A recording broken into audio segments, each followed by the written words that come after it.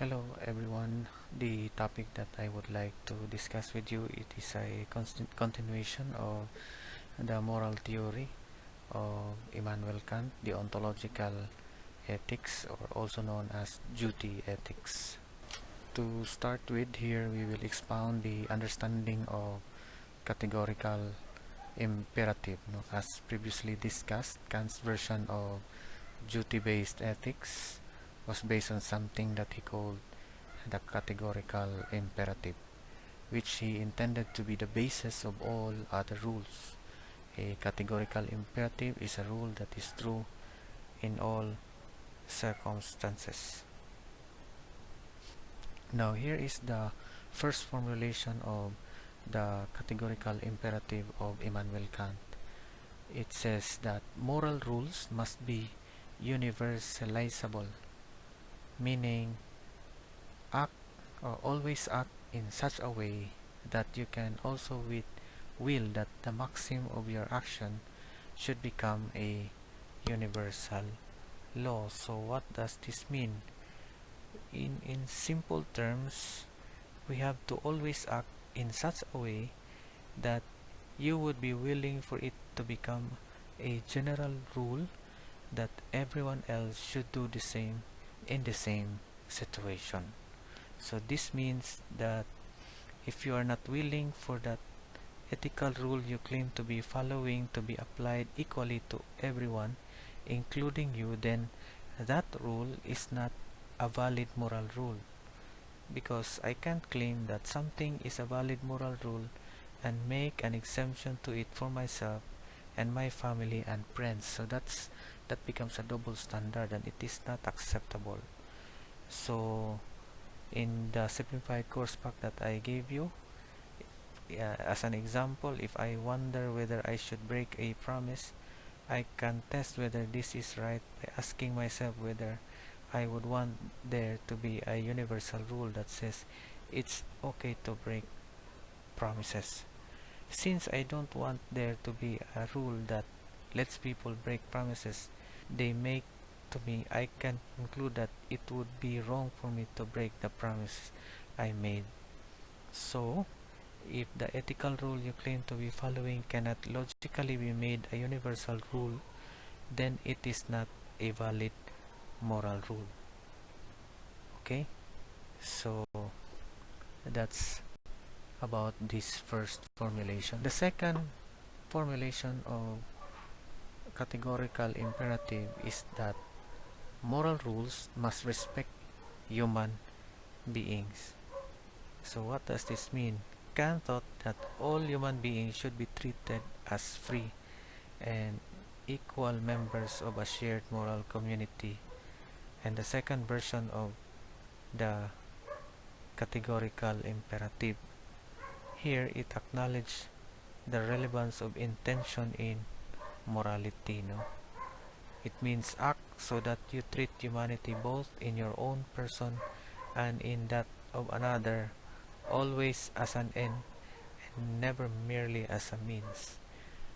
So Kant is saying that people should always be treated as valuable, as an end in themselves, and should not just be used in order to achieve something. They should not be tricked, manipulated, or bullied into doing things.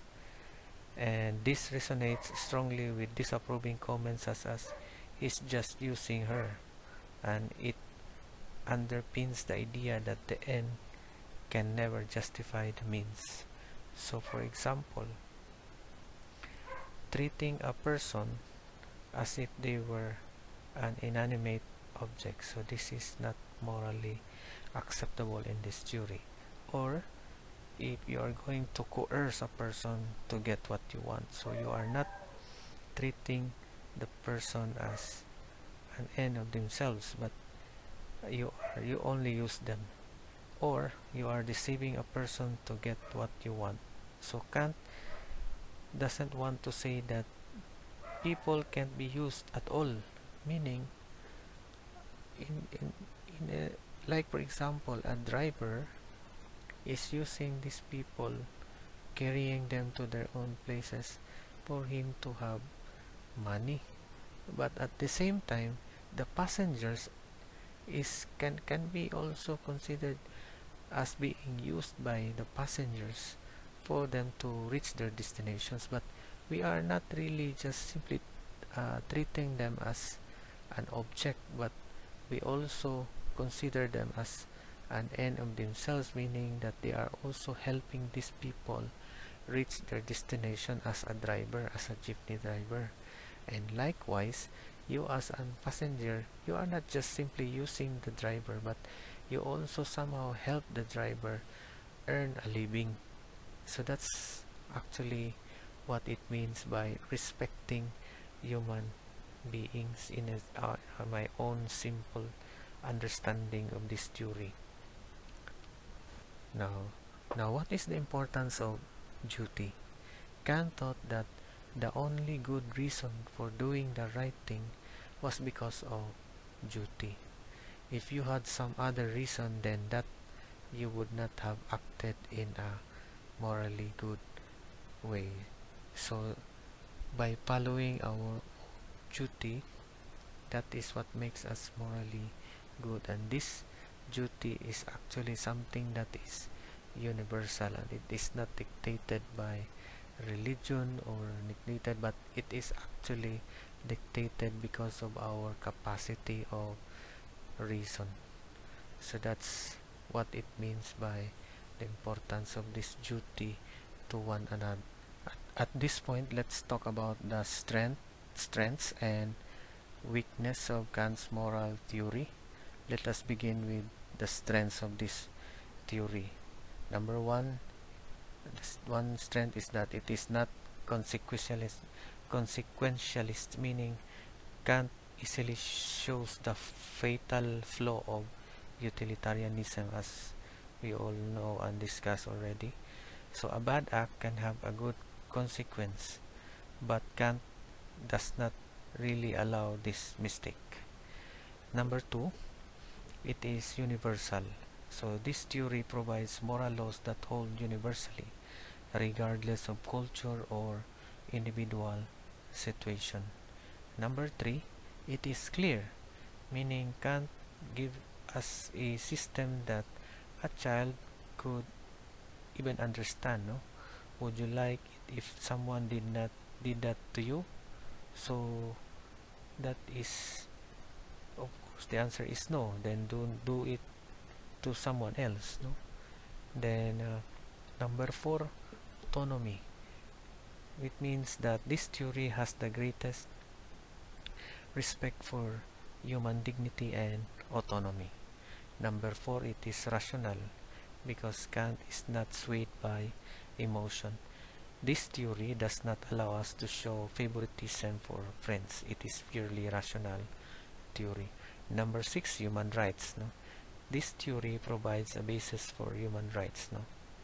In 1948, the UN Declaration of Human Rights was agreed by 48 countries, and it is the world's most translated document protecting humans around the globe. Number seven, equality and justice. This theory provides the foundation for modern conceptions of equality and justice.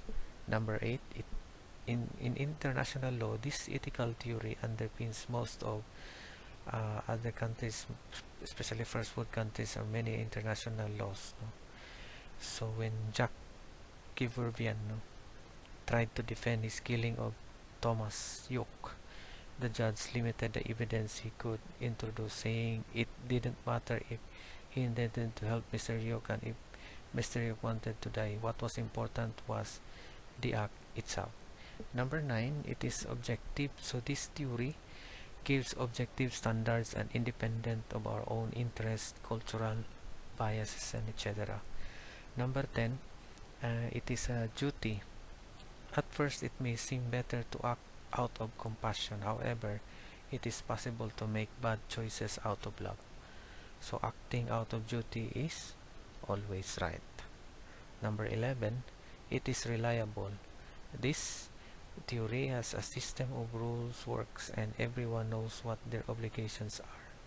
So if you allow people to break rules because of consequences or out of love, the legal system would be a mess and no one would know what they ought to do.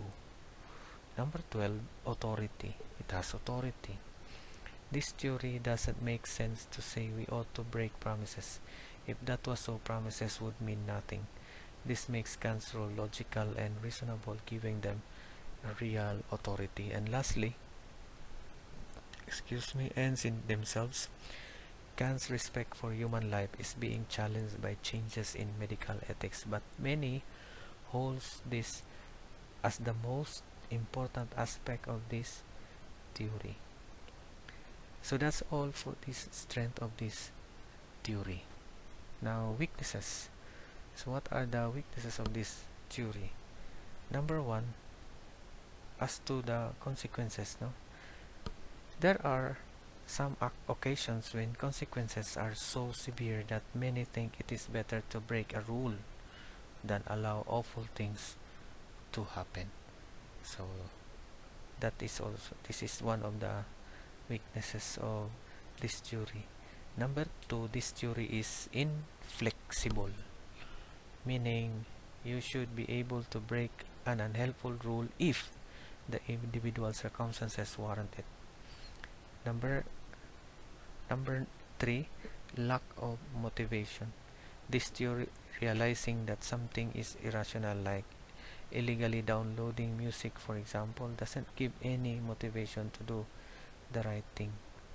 Number 4, conflicting duty. So if there are conflicting duty, no, even Sartre described a pupil torn between looking after his mother in France or going to England to fight with the Free French forces. So I find myself drawn into a vicious cycle. Which of the duties do I follow? So this is the problem. Number 5, absolute duty. So Rawls thinks we have an absolute duty when all things have been considered, but individual duties cannot be absolute. Sometimes we have a duty to break a promise. Number 6, moral law. Some philosophers question the existence of the moral law. Why should we believe that there is objective morality? Number 7, anthropocentric. According to Kant, non-human animals and certainly any non-rational creatures have no intrinsic value. So many environmentalists see this as dangerous and wrong because it's focused so much on person or people or the human being. Number 8, it is too vague. This theory is not clear how broad our application of the categorical imperative should be. For example, my council wants to collect rubbish every 2 weeks, but I think this is contrary to the will, as no rational person would want to have smelly rubbish sitting around for so long. So is this really morally wrong? So that's why it is too vague. Number 9, it is the difficulty of forming maxims, no? Mark as if you have Jews hiding in your attack. So which maxim are you universalizing?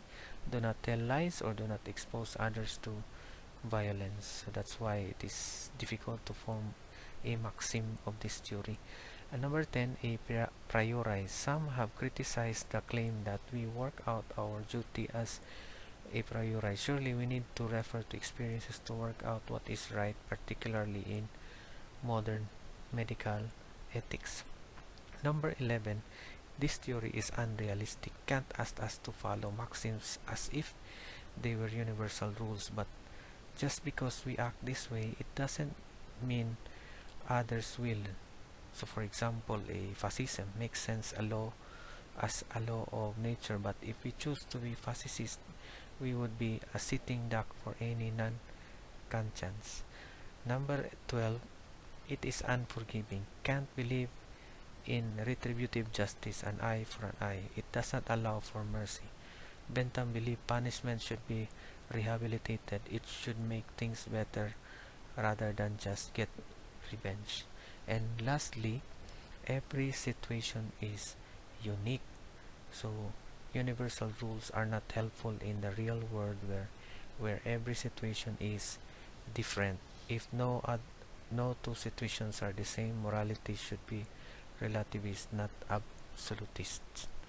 So that's the consequences of this theory.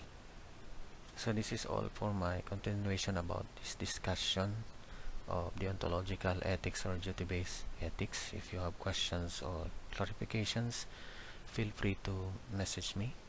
Thank you for listening.